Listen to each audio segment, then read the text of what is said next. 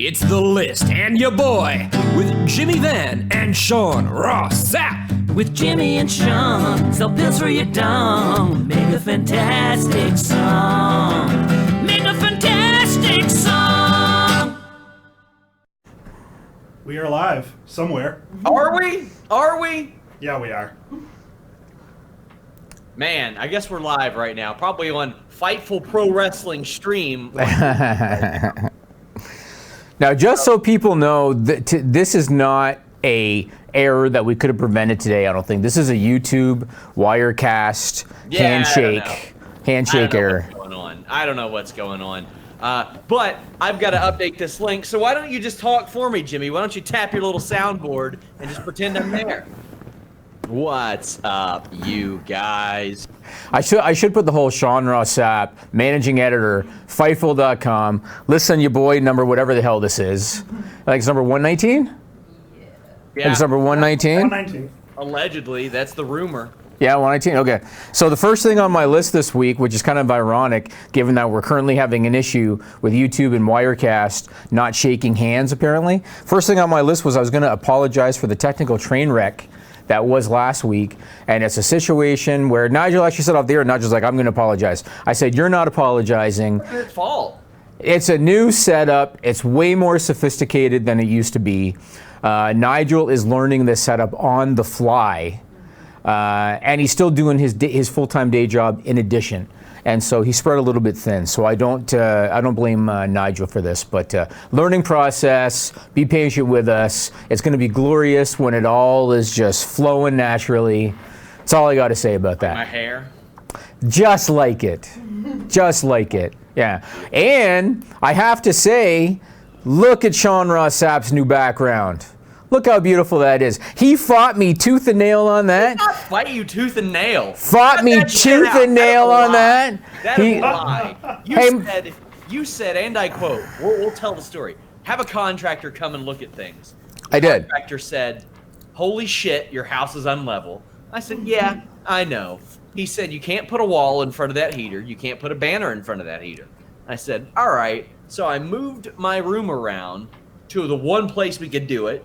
And now this is up here, but I have to get very creative with keeping it up. Now I am blinded on a daily basis. I'm sorry, your life I kind of am too.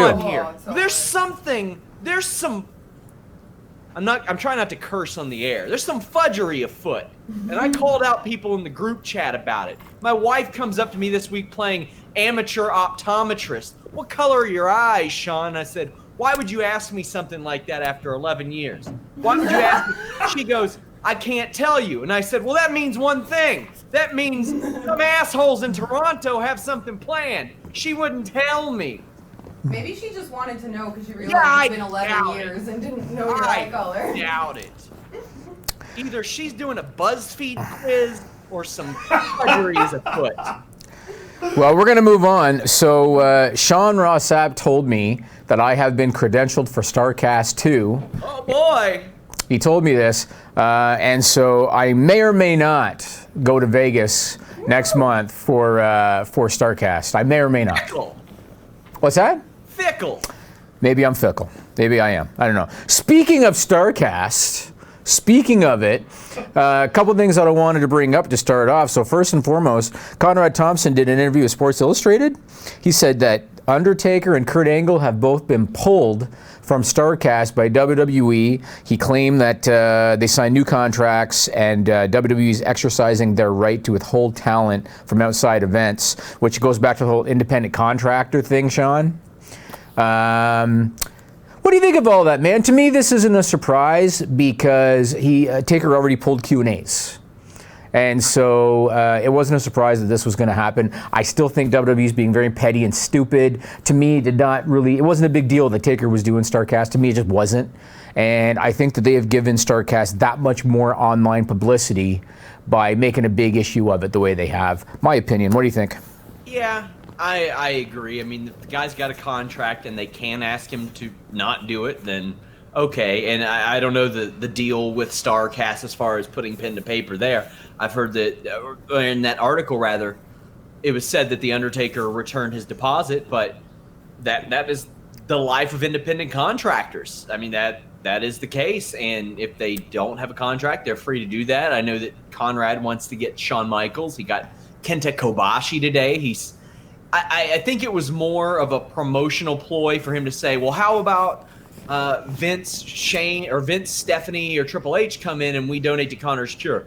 That was, I think, more of a marketing ploy than anything, because none of those three are going to show up there. How do you like the nice pixelated back of my chair that's going like this whenever we're on this shot? That was the battle I always had when I did green screen. I keep really? wanting to mess around with it, but Yeah. We got lots of time to figure it out. Oh, Nigel's on the screen. Hey, bud, how you doing? There you go.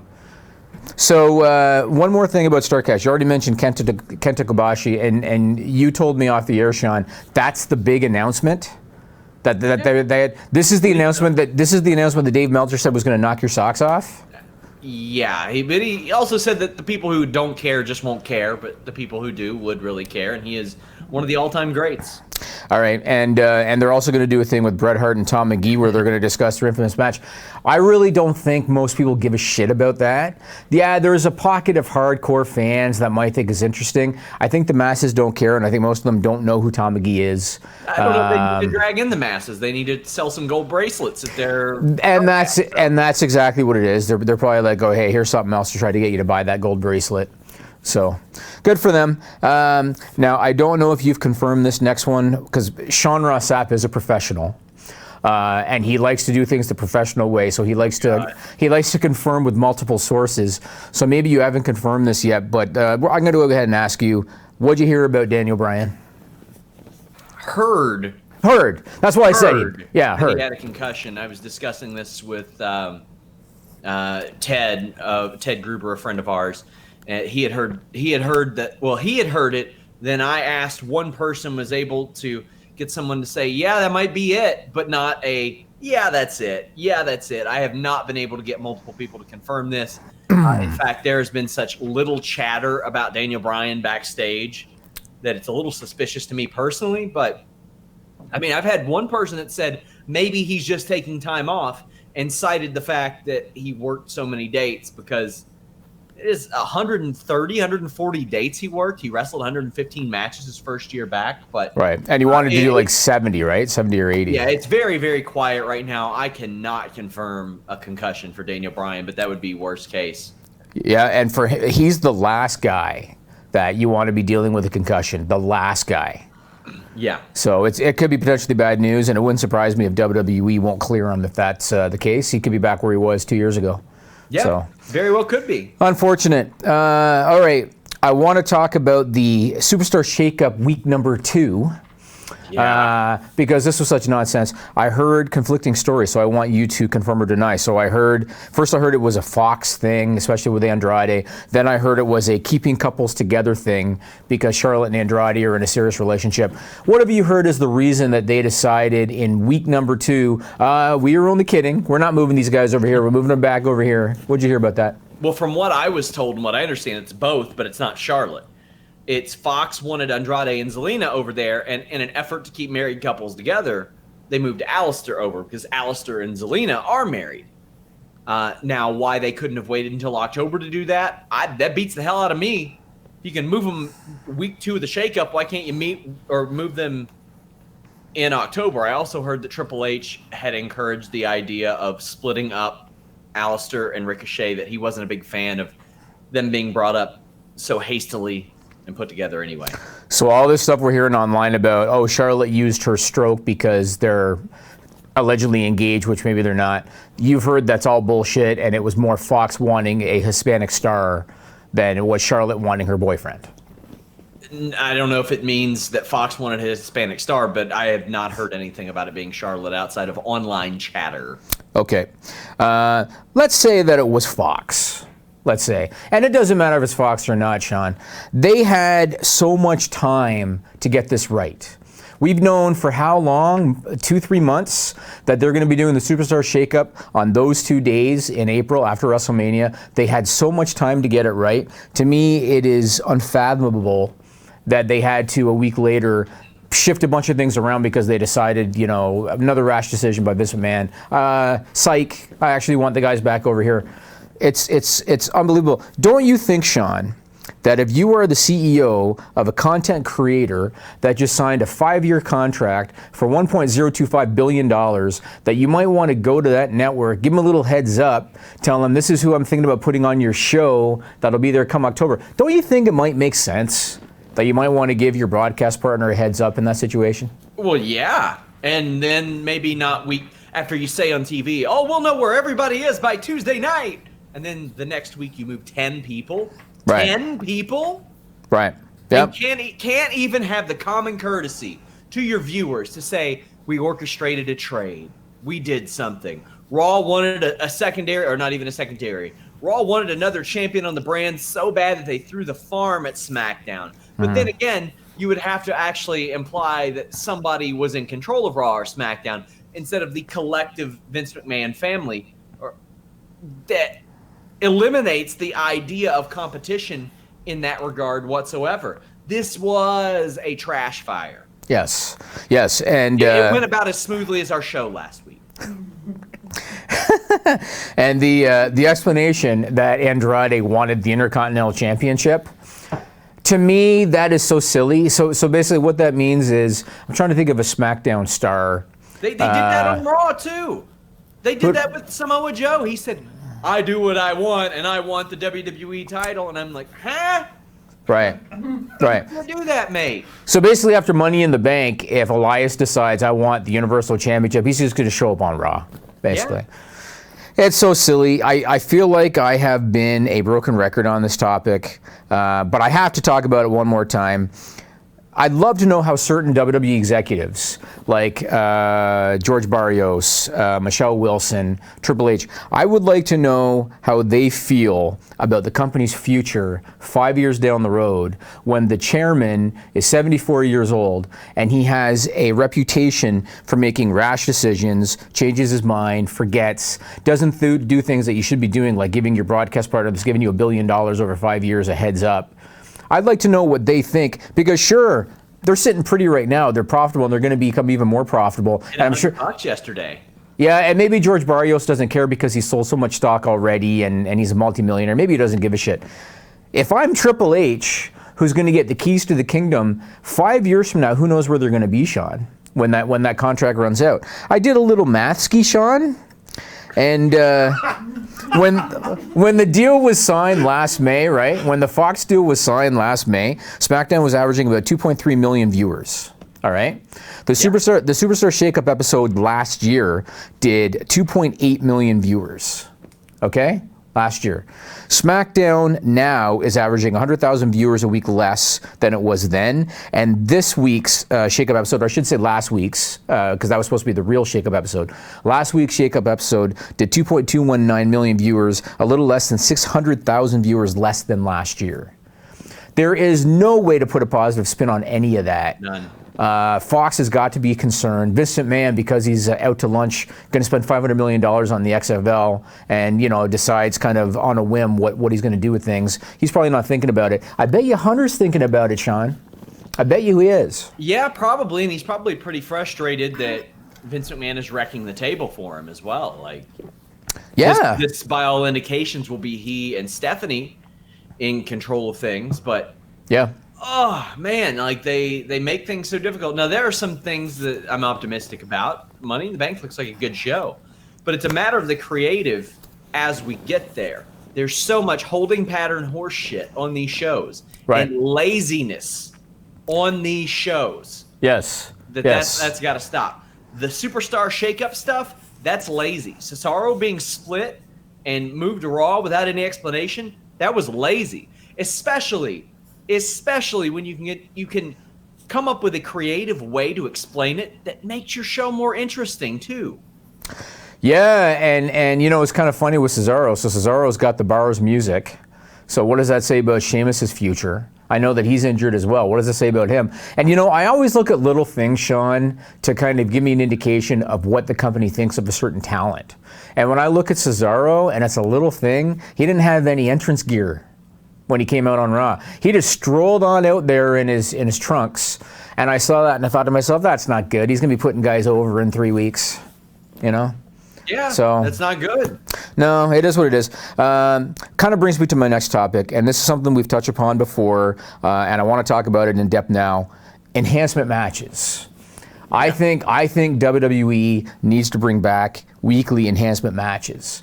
And I keep on looking at Ryback as an example. When Ryback first came in, he was going over local guys every week. Then they gave him the title match with CM Punk on a pay-per-view, and he popped the buy rate because people were invested. They were interested. This guy's undefeated, right? When he ran in and saved Vince McMahon in Sacramento, and the crowd went so crazy the friggin' camera shook. Yes. And not manually like they do today. Like go back and watch that guy. The hard cam shook. It was awesome. Yeah, and the reason that I'm bringing this up this week is because when the Superstar Shakeup happened this week, with the exception of Roman Reigns and possibly AJ Styles, this felt like the most insignificant Superstar Shakeup that they've ever done, and it's because everybody on the roster that moved brands, especially, again, with the exception of Roman Reigns and maybe AJ Styles, they're all essentially mid-card guys. They all essentially win some, lose some. And so I think they need to actually take a chance. They need to put some power behind some guys, elevate them. They're afraid to put them over other established guys. Fine. That's when you get enhancement guys. Give guys enhancement matches. Let them work enhancement matches for a while. Build them up. Then you put them up against other established wrestlers after that. That's what I think they should do. Sometimes you find diamonds in the rough, even in the short term. James Ellsworth, we aren't going to say that about him today, but for a while they got some use out of him. Leva Bates, they got some use out of her for a while as after she worked as an enhancement talent. Sometimes you can find some winners in that regard. The Hardy Boys were enhancement wrestlers for a long time, so you can make that work and really do it. I don't think it should be the same thing every single week where Nia Jax is out there every single week doing it, or Braun's out there every single week doing it, but I do think it can be implemented. I think they should. And if you think back to the 80s and early 90s, WWE had a crop of kind of high-profile enhancement wrestlers, right? They were guys that were on TV every week, so people knew them, and they knew who they were. They would get in a little offense. Maybe they'd get in a body slam or a clothesline or something, but they were there to make their opponent look good. Guys like Barry Horowitz and Iron Mike Sharp and Mario Mancini and Salvatore Bellomo and Leaping Lanny Poffo and Steve Lombardi. Why not have a crop of guys that do that? Now, of course, I got to ask you, do you think in this era there's wrestlers that would be okay with that spot? Because we're kind of in a more entitled era. Yeah, you think they'd be okay with that? Well, yeah, of course. I mean, Tyler Breeze rallies for, he mentioned his bank account and stuff when people said, oh, you should leave, you should leave. Curt Hawkins legitimately made a losing streak gimmick work, and sometimes it can lead to better things. For Curt Hawkins, it did. For Barry Horowitz, it did. For the Brooklyn Brawler, it did. Do you think No Way Jose would be cool with, okay, this is going to be my job, but hey, at least I'm going to make a living?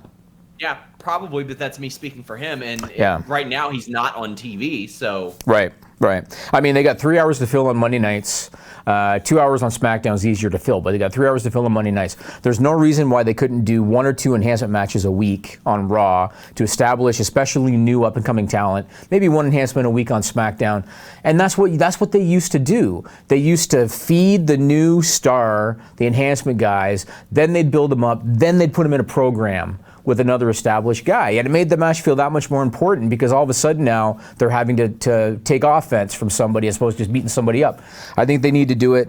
And they're in an era now where television ratings don't mean as much as they used to. I mean, granted, Fox is going to be pissed if they're doing 2.5 million viewers a week on SmackDown, but it's not like they're having to worry about, oh, Nitro got this number last week and you know what I'm saying? They don't have that same fear. They have guaranteed money.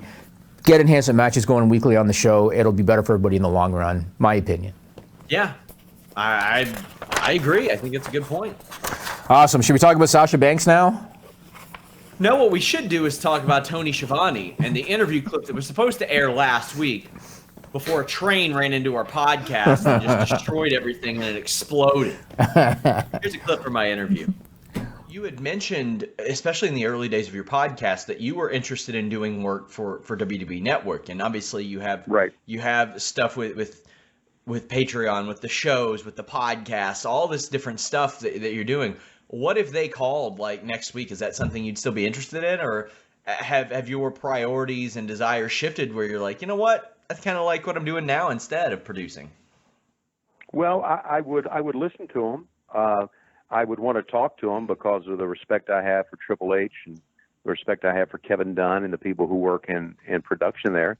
I'd love to entertain something, but I wouldn't. If they told me, listen, you got to drop your podcast and you got to drop your association with Conrad Thompson, then I would have to say no, because Conrad's has been good to me, and we've built a good friendship, and I'm not going to basically walk on him because he makes money on this as well. I'm not going to walk on him just because I can further my career. But I would love to be able to do something for the network and not necessarily be seen on camera. I would love to do some producing for the network. I've told him that before. A couple of years ago, and this was right before Conrad got in touch with me, I got in touch with the WWF, and I who did I talk to? I think I talked to Mark Carano, and I said, listen, I'd like to come back into wrestling, but I want to come back into wrestling as a producer. I don't want to be on camera. I don't want to announce wrestling anymore. I'd love to produce television shows. And he said, okay, I will make sure that Kevin Dunn knows about this. So maybe a month later, 3 weeks later, Kevin called me, and Kevin said, hey, I know you talked to Mark. I know you'd like to come back, but we have plenty of announcers right now. And I went, damn it, Kevin, that's not what I want. I want to produce. I don't want to announce. I know, you got good announcers. I've always kind of liked Michael Cole. I like Tom Phillips. I like the guys you have. I don't want to be an announcer. I want to produce. And he said, well, we'll be back in touch with you then. And I never heard anything back out of that. So I'd love to produce for him, but not at the expense of dropping all that I'm doing now, because I'm having too much fun. And I like to feel that I'm pretty loyal to people, and I'm pretty loyal to Conrad. Check out that full interview. Reminder, guys, we do have a shoot interview section under our podcast link. Just go to Fightful.com, click podcasts, and we have just a ton of them. We're going to be updating those with some of our older interviews as well. All right, let's talk about the most polarizing star of 2019 so far, for reasons I don't understand. Sasha Banks. So, heard some conflicting stuff. I know that one of these reports came from a good friend of yours. So, Dave Meltzer reported that she was at a stalemate with WWE, sitting at home. They're hoping that she, was going to come back to work. Brad Shepard, someone that you've gone back and forth with a little bit in the past, he reported today, April 24th, that her return is imminent and that she's going to be on the SmackDown brand. There's even a report that she's going to be in the Money in the Bank ladder match, the women's match. What do you think, Sean? What have you heard? None of that. Just that there hasn't been a lot of conversation going back and forth. She was given time off. Don't know when she's coming back. Not a lot. She keeps a tight circle. That's about that. People like to create, and I'm not just saying the people who reported this information. A lot of people online are like cooking up stuff, insinuating they have any idea what's going on. There are not many people that have any idea what's going on. When I told you that information, Jimmy, and I even told you I don't want to be the one to report this, I was getting information from fans, like just Twitter fans, and they said, check into this. And normally I'd say, okay, not that important. Sasha has more of a connection with those type of people than she does a lot of people in wrestling. And when I checked on it, it was right. So there were legitimately just fans on Twitter who knew what was going on with Sasha Banks before there were people on Raw or SmackDown that had any idea what was going on with Sasha Banks. Right. That's how different and unique a situation this is. So when I hear a lot of people saying, oh, she's acting this way, she's doing this, she's doing that, one, if there was any truth to that, it would be out. But I'm like, man, people cook up this stuff. Oh, yeah. And always. Like they know what motivated her or what did this. I don't know, and I really doubt that a lot of these people on Twitter know what actually was the motivating factor. They'll say, oh, she didn't want to lose to the Iconics. Oh, she didn't want to be on SmackDown. She didn't want to do this. Until she says it, man, it's really hard for me to go out there and listen because Makazi ain't out there telling people what's going on. Yeah. I mean, the only thing I can say, and this is not necessarily going to be a popular opinion. If I'm WWE, business is business. Let her sit. That's my opinion. She's under contract, and if she's not cool with the direction of things, they have the right to not release her if they don't want to. They can pay her downside. If they don't want to release her because they think she's going to go to the competition and she doesn't want to come to work, let her sit. And if I was Vince McMahon, I would let her sit. And if she signed a 5-year deal last year, cool, you can set her home for 4 years. Raw needs her bad. Oh, and I'm not saying they don't. I'm not saying they don't, but I have a big problem, and this is not a Sasha Banks issue. This is an issue in general. I have a big problem with appeasing talent whenever they complain and giving them an immediate push. I have a big problem with that. You're setting a really bad precedent. I had an issue with it when they did it with the Revival, and I would have an issue with it if they do it with Sasha Banks. And when you look at the Revival as an example, it was obvious that WWE did not think highly of them, and it was obvious that they pushed them and gave them the tag team titles because they were trying to appease the online fan base. But what happened? The booking of them showed WWE's thoughts of them, because they gave them the belts, but they made them lose every week. Voices of Wrestling had a really great tweet this week that I liked. It used to be back in the day you would get a push, and if you got over, you got a title. Now you get a title, you maybe get a push, and if you get over, that's great. That is a fantastic point. It's very true. They give you titles because you deserve it now. Right? They give you, and with all due respect to Kofi Kingston, and Kofi was a great story, and the fans got behind him, and it was all great. Whenever I would hear the stuff about, well, he deserves it because he's been with the company for 11 years, that's bullshit. That is bullshit. You should be getting. Because it got over. That's what I'm saying. Yeah. You should get it because you're drawing money. That's why you get it. You get it because you're selling tickets. You get it because your ratings are good. You get it because your merchandise is good. You don't get it because of tenure. That's bullshit. Yeah. And so whenever you hear this stuff about, oh, he deserves it, he's worked hard. Bullshit. If the numbers aren't there, you don't deserve the title. If that were the case, then Rikishi would have been WWE champion in like 2004. Like there that you wasn't go. the case. That wasn't the case. I agree. He wasn't over. He didn't make it work. And that's not how it's supposed to work. I should sit out my contract until I'm promoted to chief hog of Fightful.com. I'm tired of this managing editor trash that's down there. Let's change I'm sorry. it to chief hog. Did you just say you're tired of the trash that's down there? Well, you know, sometimes you do. Right in the penis. You just cut off the segue. I can't even promote them now. We'll save it for Monday. Do you want to do it? Because I'll help you out. No! Maybe the real dead man is in his pants. As you used to say, and I used to get people that would complain when they would be like, why does Jimmy explain everything to the audio listeners? And then you don't ever explain this to the audio listeners. I said I had a soundboard. Last week. Yeah, I got a soundboard. Do you know how many people were confused? I had to Frankenstein last week's episode together. That was insane, the editing job I had to pull on that. I really hope the audio is working now because I'm paranoid now. Okay, that's good to know. Let's move on. What did you think of the Firefly Funhouse? I am intrigued, and that's all I can ask for at this point is I'm intrigued. However, they don't need to run the same shit Monday and Tuesday. I agree with that. I agree with that. 5% of the SmackDown audience had not seen that before. I'm guessing based on Bray Wyatt's tweet that a lot of people are shitting on it because he was saying he was kind of disappointed and that people didn't get it.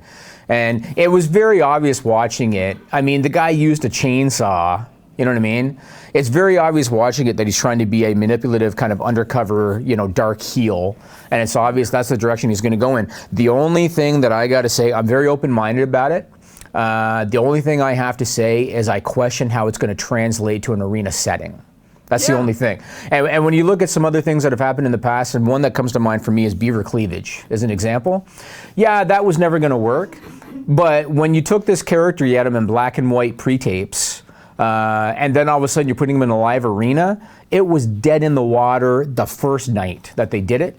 And so I question with Bray Wyatt, what are you going to do? Is he going to come down to the ring with a buzzard puppet on his hand? You know what I mean? I question how it's going to translate to the arena, but I'm going to wait it out and see what happens, I'm at least intrigued, and I'm interested to see how that unfolds.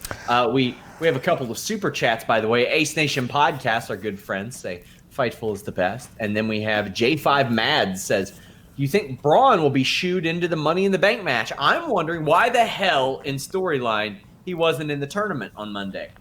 The only thing I can think of is they didn't want him to be in a situation where he was going to lose because he wasn't the plan for Seth Rollins. That's the only thing I can think of. Well, that's why you have triple threat matches. He doesn't have to get pinned.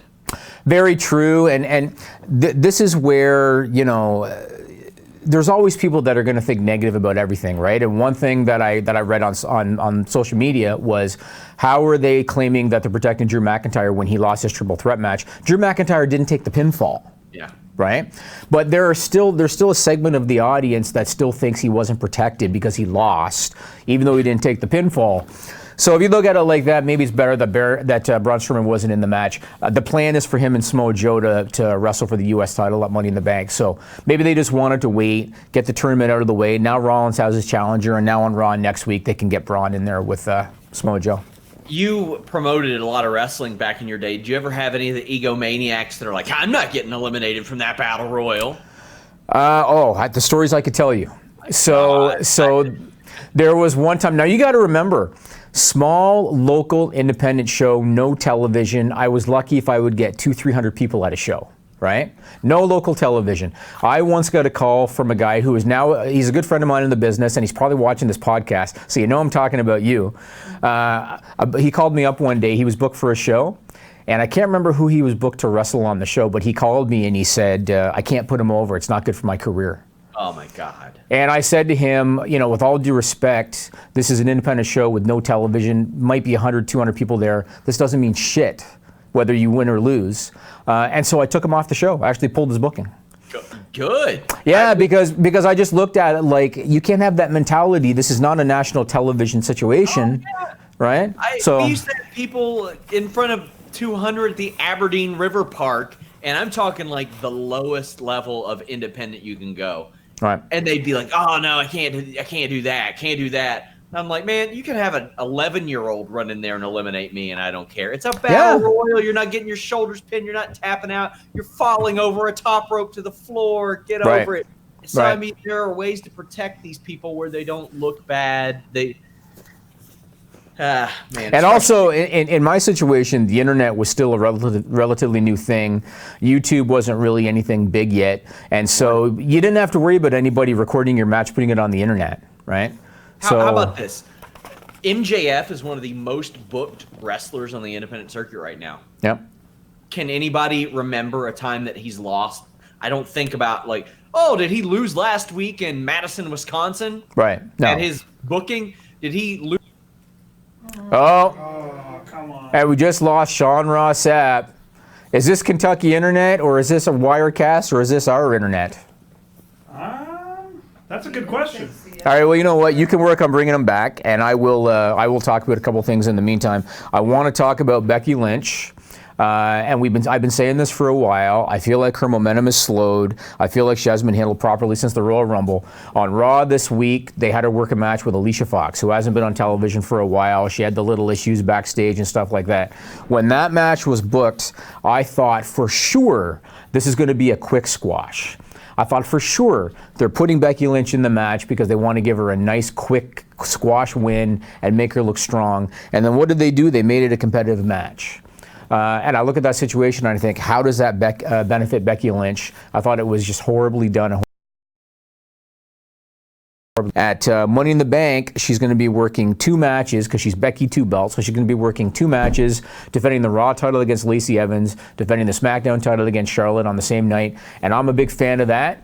It's something different. It's something new. It fits with the Becky Lynch character, kind of Stone Cold-esque character. And I really hope that they have her win both matches. I know that the feeling is she'll probably lose the SmackDown title, and then she'll become a full-time Raw performer. I really hope she wins them both, and I really hope that they continue having her on both shows for a bit because her momentum has slowed. She's still probably the hottest female on the roster, but her momentum has definitely slowed. And so they got to start handling her correctly. How are you doing with Mr. Ross Sapp? You still down? I sent him a new link, so... Sean probably already wants to say... Until next time, we are out. But we're not doing that yet. Maybe we'll go to stupid people now. Sure. Let's do stupid people now. Stupid people is what this segment's called. You might wonder why we do it. It's not about wrestling at all. Used to be WWE's weekly usage of stupid nicknames, which we did hoping they'd stop giving wrestlers lame names. But it didn't work, so we gave up. In the new segment we came up with is stupid people. Stupid people. Stupid people. Duh. All right. Hopefully we'll get the big guy back. Yeah. Otherwise, oh, I hear something. I hear something. Hello? You good? Back! Shut up!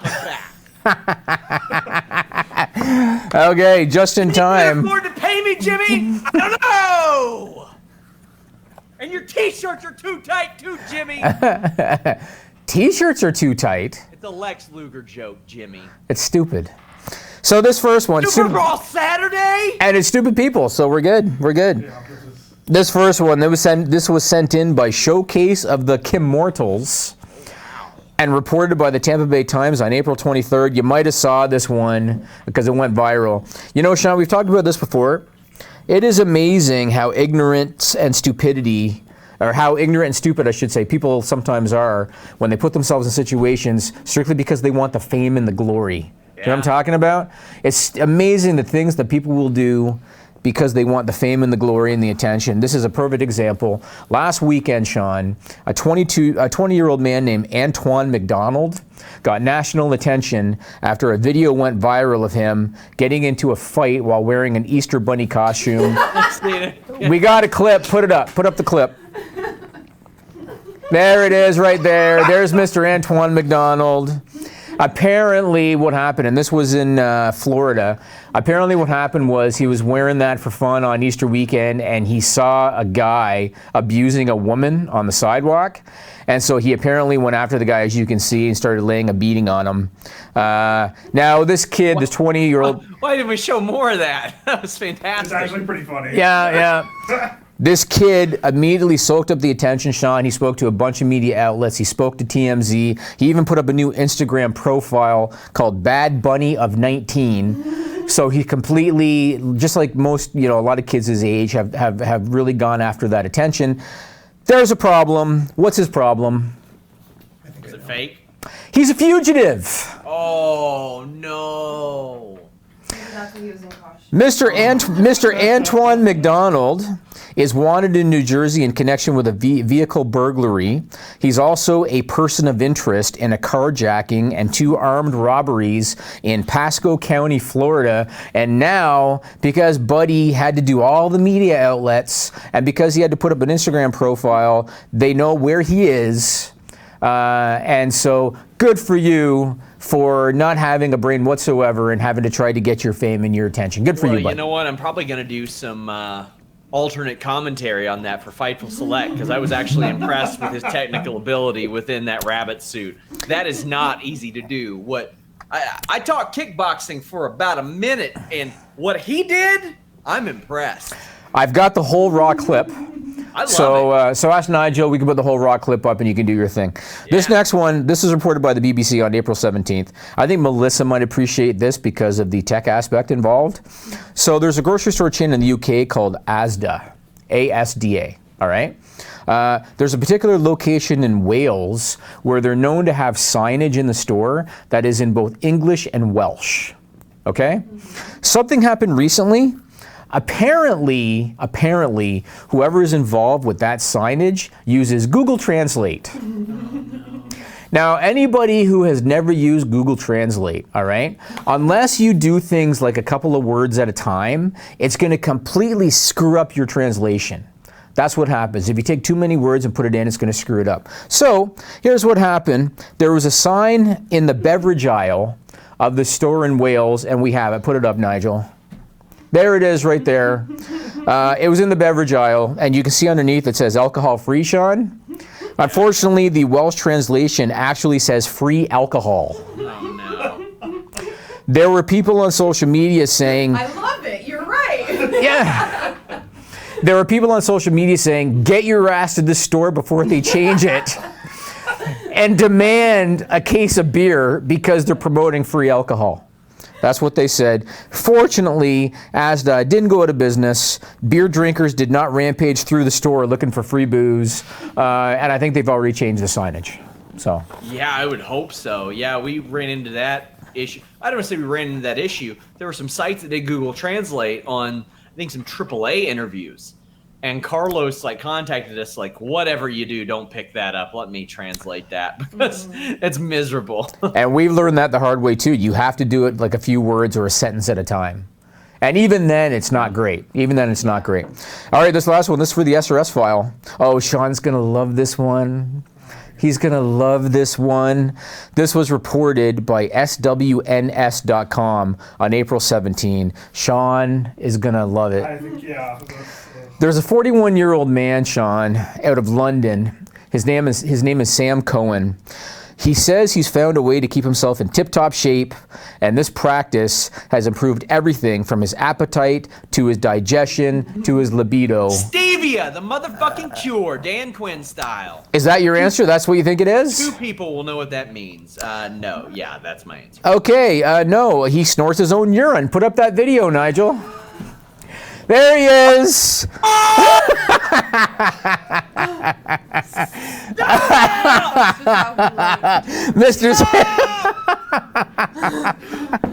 Mr. Cohen. Just this year, built up the courage to use Flonase. I gagged. Try it with that. That's what you need to do. Snorting his own urine. He's snorting his own urine. He also claims, and maybe this can be a Blue Chew segue, he claims it's improved his sex life too. And I have a quote from him. He said, quote, "The urine is just like an overall boost. It will make you feel younger and make you have more hardness." He said it does actually make you last longer. And here's the kicker, Sean. So apparently this guy is also kind of a cult leader because he's convinced his friends to get in on the act and they're all doing it too.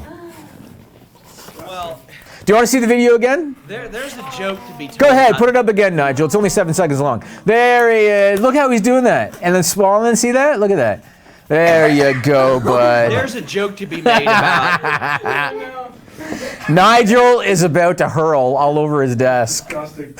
I watched it this time. That was a mistake of me. There's something to be said about drinking the Kool-Aid, but I don't know exactly how to approach that now. Yep. Okay, we're gonna move on. So. Wait. My question is, how's his complexion? Well, the only way to know is to watch the video again. Put the video up, Nigel. I mean, he's got a beard. It's kind of hard to tell, you know. Yeah, not too bad. Moving on. So Dustin Rhodes. Let me ask you, Sean. So back on March 28, Pro Wrestling Sheet reported that Dustin Rhodes' WWE contract had expired and he was waiting out his 90-day non-compete. Dustin Rhodes responded that same day and he posted this on Twitter. Put that up, Nigel. Of course, he had to take a shot at internet wrestling fans. He said, "I'm still under contract with WWE. Everything that is being said online is just talk and complete bullshit. This is exactly why I hate smart marks." Of course, here we are now just a few weeks later, and Dustin Rhodes has been announced as Cody's opponent at Double or Nothing on May, 25th, which of course got people thinking, oh, Dustin Rhodes shit all over Pro Wrestling Sheet for no reason because Pro Wrestling Sheet was right. However, Dustin posted a lengthy message on Twitter and he says that he actually asked for his release. He said that his contract didn't expire, he asked for his release and was granted his release. Have you heard, did his contract run out or did he ask for his release? And it really doesn't matter in the end because in the end he's left WWE and he's going to do Double or Nothing. Everybody that I spoke to when the situation happened said that if the contract expires, then he doesn't have a 90-day. So he had to ask out of his deal in order for that to happen, or it had to have expired. But there is, everybody I spoke to said no 90-day if it expires. So that's the only info I could get there. Couldn't get, did he ask out or did it expire during the time he was out? Just that 90 days don't apply when it expires. Right, I'd be curious to know if he. When's the last time he worked a match in WWE? Because maybe he did have the. So maybe he did have the 90-day, and by the time it was reported, the 90-day was almost up. I mean, that's possible too. I mean, they can freeze your contract based on injury time as well. Right. His last match was last June 16th. He worked 6-man tag on a house show. Okay, now speaking of AEW, where did this time buy bullshit come from? There was a TV insider named Tony Maglio who actually, one of my sources said, hey, you should probably follow him. He's going to have some good info in the coming weeks. So I followed him, and he did an interview with 411 Mania, which I think a lot of. I like the guys at 411 Mania. They do a lot of good stuff. But he said that he had heard from his sources that it was a time buy. And he said that he heard, or that when he heard that, he was like, I don't think that's likely. But that's what his sources were telling him. And hey, I've run into that myself. I'll ask people something and they go, oh, you're smart enough to know. And I'm like, whoa, whoa, whoa. That's not the job. Right. It's not my job to assume. It's right. my job to ask and get answers. I asked multiple people within AEW, and they categorically denied, like, immediately. Well, I don't want to say immediately. Immediately upon hearing this, denied it. One pretty colorfully. Another one said, I didn't even hear of that as a discussion, an option, or a possibility until I logged on tonight. So Sean Ross Sapp sent me a text message, whatever day that broke, and he said, hey, some guy in the TV business is saying that it's a time buy. Now, I have not talked to Cody Rhodes, I haven't talked to the Young Bucks, I haven't talked to Kenny Omega, and I haven't talked to Tony Khan. And what did I tell you, Sean, when you said this guy says it's going to be a time buy? You didn't believe it, and I said no chance. Yeah, I was quick to say you've been kind of a cynic about AEW. If there was any credence to be lent to that, I kind of figured you'd jump all over it. Piss on their grave and throw a pizza party. I don't know why. Maybe not piss. Maybe piss on the grave, gather it up, snort a little bit of it. I don't know why, if I'm critical of somebody or something, people think I hate it. I don't hate AEW. I want them to do well. I think they've made a lot of bad decisions. Easy way to prove that you're not biased. Go to Vegas next month. I mean, that wouldn't be benefiting them in any way. It'd be benefiting you. Yeah, also, get Melissa to buy me a Nintendo Switch. There we are on that again. Nintendo Switch, Sean. What? Let me just say this. And I told Sean this before. A company with that kind of funding behind them that is giving talent guaranteed 7-figure contracts, which is what they've done. They gave Omega, Jericho, Cody, and the Bucks 7-figure contracts. There is zero chance that they're going to follow that up by doing a time buy on cable television. There is zero chance. Do I think that they're going to get 5 years, $1 billion? No. But there's no chance that they're going to do a time buy. I told Sean when we talked about this off the air, they will do a barter deal before they do a time buy. Somebody will give them money. And I guess the question is, are they going to get enough to cover, the expenses that they've already accrued? I guess we'll see. But they're not going to do a time buy. There's no chance. No chance. Yeah, I agree. Benoit Parisi says, love the podcast. Cheers. Thank you for the super chat. By the way, guys, anytime you donate on super chat, we will answer your questions. But right now, we do have the Q&A field up at FightfulSelect.com. Where you can ask unlimited questions. I get probably 50 to 100 messages every day via email, Twitter, text, all that stuff. If you want your question answered, Fightful Select, subscribe. I will answer any and all questions there. So if you're hitting up my inbox saying, oh, what do you think of this? Or what's up with this? If I know, subscribe to FightfulSelect.com. That's how you get them all answered. Eventually, that show will go weekly. I don't know at what point I'm going to do that, but that will become a weekly show. And every quarter, Jimmy Van's doing one too. Yes, I will. And I actually did a super chat for my own YouTube channel yesterday. Why? You literally just donated like $2 to Google. It was funny. I did it because I don't get to check out your live reviews very often. Not from start to finish. Not from start to finish. I was able to catch it last night for the SmackDown review, and people were putting over the new backdrop in the live chat. A lot of people were putting it over. And so I was like, okay, cool, for fun. Because Sean's rule is he has to read the super chats, I'm going to do a super chat. And then what did I have to do? I had to text Sean to say, hey, listen, you fuck, you haven't read my super chat. The language, Jimmy. Pro Wrestling Unlimited says, remember, Google takes 30%.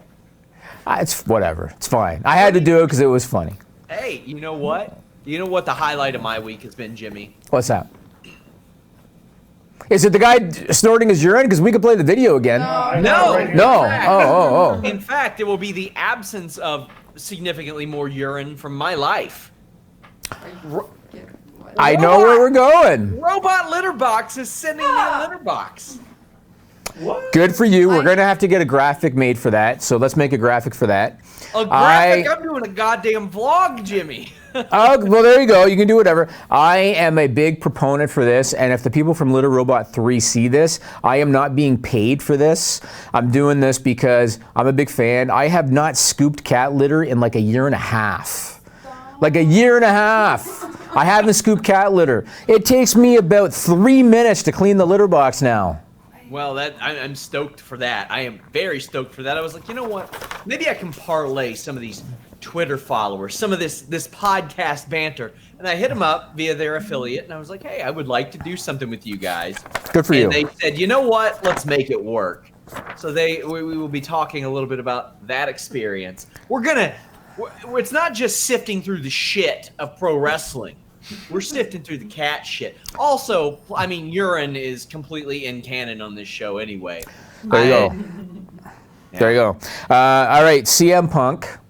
I want to put up this image. Put up this image, Nigel. Yep. The one I gave you earlier. Okay. Let me ask you this question, Sean. That is very clearly CM Punk. Yeah, that's it. Look at the eye. That's very clearly CM Punk.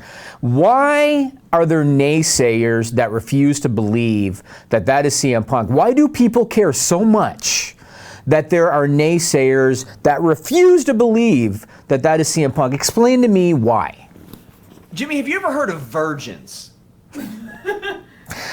I'm familiar with the term. Okay, well, there you go. I don't know. There are people who will naysay anything. Why do they care? Why do they even care? Nigel, Melissa, there were so many people that were almost violently negative. That is not CM Punk. That's not CM Punk. Capital letters, exclamation points. The guy did a run-in on an independent show, and he did a go-to-sleep, his old finisher, on somebody that was wrestling Ace Steel. So anybody that doesn't know, Ace Steel is an old buddy of CM Punk. They come out of Chicago, they train together. I think Ace Steel had a hand in training them. And they're all buddies. Silas Young promoted it. They're all buddies. CM Punk just ran out there because it was Silas Young's last show, did the go-to-sleep on a guy. It was very obviously, very clearly CM Punk. And for some reason, people are just so negative and adamant it's not him, and I don't get it, man. I don't get it. I hope he's back. I supposed to speak about it at length on the Fight for Court podcast, but he has done this before. One time that I can confirm in December 2015, where he didn't get physical, and maybe other times as well. I'm trying to follow up on that, but I actually posted pictures of him doing it another time where he literally just came out in a hood and threw salt around the ring. Right. He was a manager, I think, for that one, right? All right, this next one. Now, I don't want this to become a political podcast. Oh, I know where we're going. Yeah, we're going to Saudi Arabia. I'm going to mention it. So yesterday, April 23rd, Saudi Arabia, they beheaded 37 Saudi citizens in a mass execution. They even took one body, Sean, and one severed head from the body, and they put them on posts as a warning, all right? Now, the Saudi Arabian government claimed that these people had committed terrorism-related crimes. But in reality, as it turns out, most of them were Shiites, which is the minority in Saudi Arabia. It's a religious group. And so obviously people are thinking this had nothing to do with any terrorism. This had to do with their religious beliefs. I'm not going to go into the political aspect of it. All I'm going to say is this came 6 months after the murder of Jamal Khashoggi, the Washington Post columnist. Once again, another reason why WWE, I get it, they're a public company. I get it, Sean. They have shareholders to answer to. I get it. The 2 shows they did last year did more revenue, more profit for the company than WrestleMania does. I get it. It's a bad look to me that you're doing business with this group. Not only, the murder of Khashoggi, but now this situation. And these kinds of things seem to come up every 6 months or every year. I think it's a bad look. And even, what I think back to? The Undertaker's promo on Raw, all right? Arguably the most respected wrestler in the company. Arguably the guy that the fans love and admire more than anybody else, and they booed the shit out of him on live television because he made reference to Crown Jewel, the Saudi show going on at the time. I think it is a bad look. I understand the revenue component. I understand they're public. I understand all of that. Their stock is doing great. I get all of that. the TV contract in itself that kicks in October, they're going to be more profitable than they have ever been. They don't need the Saudi show, Sean. I would be shocked if John Oliver didn't do another feature this fall around the time WWE starts on Fox. Right. And if they go back later this year, right. Why wouldn't he? 2 of his hottest topics, go after that. You've already got, I mean, I had people telling me, it was funny because I didn't hear anything about it leading up to the Saudi Arabia event last year. Right. But I had people upon Roman Reigns' return say, yeah, he didn't want to go. Yeah. He wasn't doing that. So that would be another big name that isn't there. I know that there were some that wanted to kind of push for a female match. I don't know if it got accepted or what the deal is, but they think that that's the only way they can spin it is if they make history. And yeah, I mean, I guess it's when these things keep happening. And by the way, this same thing happened, I believe, 3 years ago. I think it was January of 2016 when they publicly executed 47 people in Saudi Arabia. Yeah. So this is nothing new. I don't know, man. It's a bad look. And again, I understand public company, great revenue. I get it, but I think it's a bad look. I got more stuff from my list this week. We don't have time. I do want to talk about one more thing quickly. So Ethan Page, he's an independent wrestler. He went off on Twitter about a promotion out of Chicago called AEW, claiming that they tried to dictate what promotions he can and can't work for. He said that they tried to tell him that he couldn't work for other companies in the same city unless they signed a contract. The co-owner of AEW, Danny Daniels, responded. He basically said it doesn't make sense to book a guy, pay their trans, pay their hotel, if they're going to work for other promotions in the same building or the same area the following week or even the next day. My response is you're both right. That's my answer. Ethan Page, they can't dictate where you work if there's not a contract. Danny Daniels, why would you invest in a guy if he's going to work for another company in the same area in a short period of time? You're both right. And so I don't know. Work with those other companies and split trans. They do that there you go. All the time. Figure something out. But you're both right. There's nobody wrong in that situation. Yeah, I'm sympathetic for the people who might lose out on some bookings as a result. But Chicago's a hot area. But yeah, I mean, just figure something out. Split the trans. I reached out to Black Label Pro, and all they said was, that sucks. So, yeah, it is what it is. So Andy Quigley is always guilting me for virgin shaming. It's a joke, man. It's a joke. Don't take it so seriously. There's literally. Don't worry, Andy. He's just projecting. Yeah, exactly. All you got to do whenever somebody gives you crap for something like that. If you want some, come get some. I can't, Jimmy. I don't have a soundboard. I'll tell you what. You give me a cue. You and I are going to work out some cues. Where like maybe you wink at me or you shake your head or you do a point. So let's say that you ever look at me and you like do a point like that. Then I do that. We're gonna develop baseball signals. Baseball signals. There we go. That's what we're gonna do. We'll figure something out. Guys, leave a thumbs up on this video. Subscribe to us. We are on podcast platforms everywhere. Maybe you don't want to subscribe to Select. Don't know why you wouldn't. It's awesome. Did the Fightful Report podcast today. Talk injuries, contracts, stats, news, all that good stuff. But if you don't want to do that, leave us a nice iTunes review. That stuff really helps. The majority of our audience is on YouTube, so a lot of people don't get to find us via iTunes, Stitcher, or anything like that. So if you go over there, you leave a review, even if you don't listen via that method, that really helps people find us. Now I got to interject. I need you to put the wide shot on, Nigel. I got to interject. So speaking of Fightful Select, we're almost halfway to our next subscriber target. And when we get there, Sean Ross Sapp is going to get a shot at Melissa's Fightful Championship. So we're almost there. So keep that in mind. And I should also note, because people might ask, hey, what about the 200 subscriber goal? You hit that. You haven't done Ask Man yet. We're going to do it. We had all this stuff happening because of the new setup and everything up here. Now that everything is kind of in order, we're going to do the vocals. I'd say within the next week or two, we will have that completed and live for you. I am very much considering at 300 subscribers making the Q&A a weekly show. I think that would be a nice target as well. Realistic, we're about like 65, 66 away from that or something. But guys, we have the NXT 205 Live UK review every week. Warren Hayes does that. Also the Weekender podcast on Select. But hey, if you just want to visit FightfulWrestling.com this weekend, it's loaded. Crockett Cup, Impact Wrestling, I'm covering both of those. Bellator, UFC, covering both of those. Not only that, Jeremy Lambert will be at the Crockett Cup. He's got an exclusive on Nick Aldis coming up this week. We had the Division podcast last weekend. We've got more content than anybody. Hot dog! Until next time, we are out. Subscribe to Fightful on YouTube for the latest exclusive podcasts, interviews, and news across boxing, MMA, and pro wrestling.